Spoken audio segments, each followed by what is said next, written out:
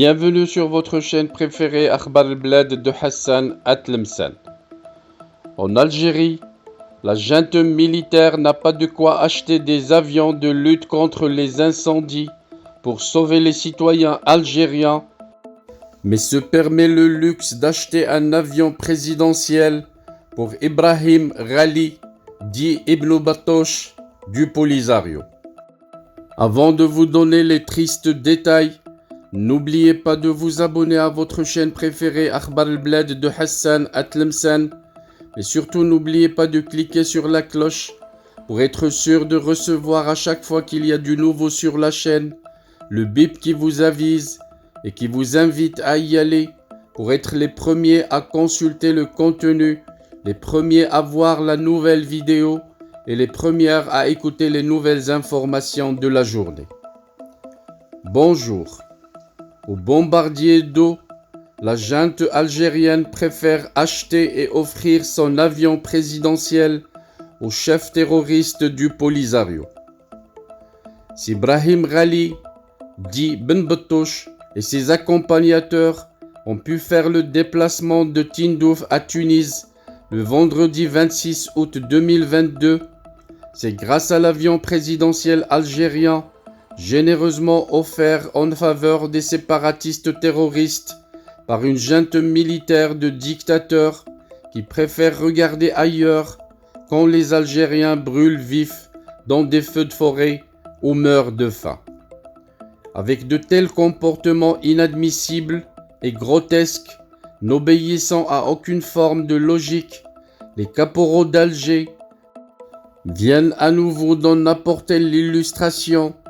Il n'a pas échappé à personne en Algérie que l'avion ayant transporté le chef du Polisario Ibrahim Ghali et sa délégation à Tunis, dans le cadre d'une véritable comédie orchestrée par la présidence tunisienne, l'avion portait sur sa tôle le nom République algérienne démocratique et populaire, mais que dire quand on sait désormais qu'il s'agit de l'avion présidentiel du chef d'État Abdelmjid Tebboune.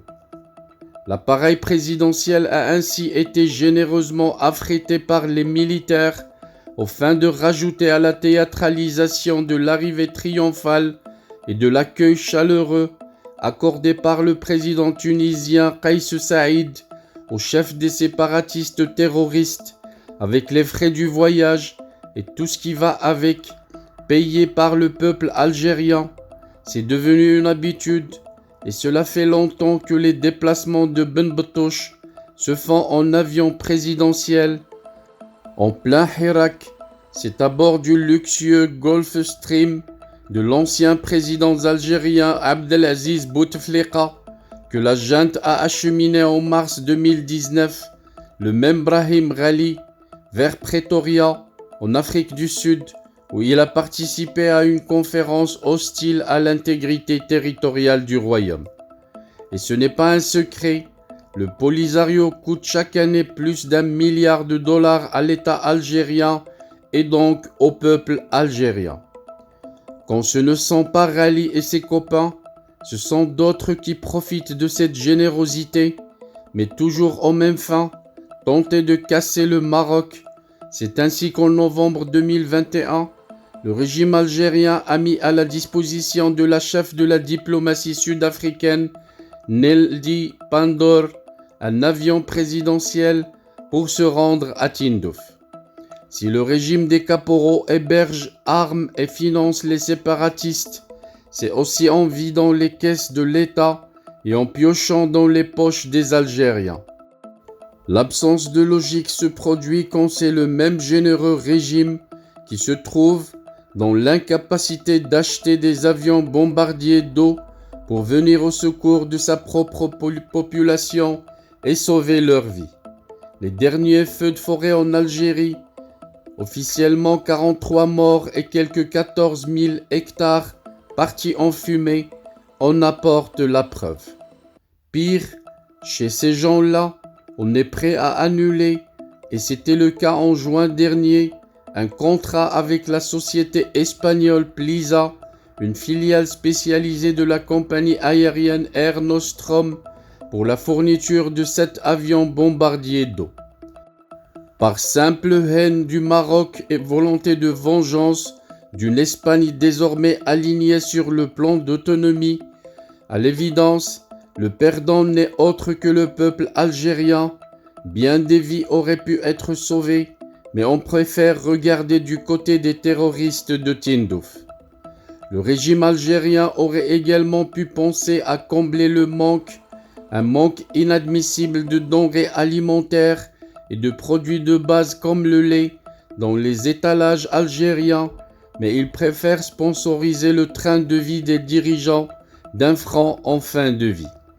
Un média algérien qui cite une source militaire indique qu'au total, la RASD coûterait à l'État algérien 1 milliard de dollars. Une bonne moitié de ce budget va à l'armement et aux 10 000 éléments armés du front séparatiste. Le reste va à la diplomatie, y compris les voyages tout frais payés et les résidences de luxe des ambassadeurs de l'entité fantoche. Pour survivre, la population séquestrée dépend, elle, de l'aide internationale, d'ailleurs de plus en plus rare. Les Algériens sont privés de tout et doivent subir en silence, au point que certains des piliers du régime en place crient littéralement famine. Un chef du parti islamiste, Abdelkader Ben Grina, a créé un véritable tollé en Algérie en déclarant publiquement que les Algériens meurent de faim, mettant dans l'embarras les promoteurs de la nouvelle Algérie.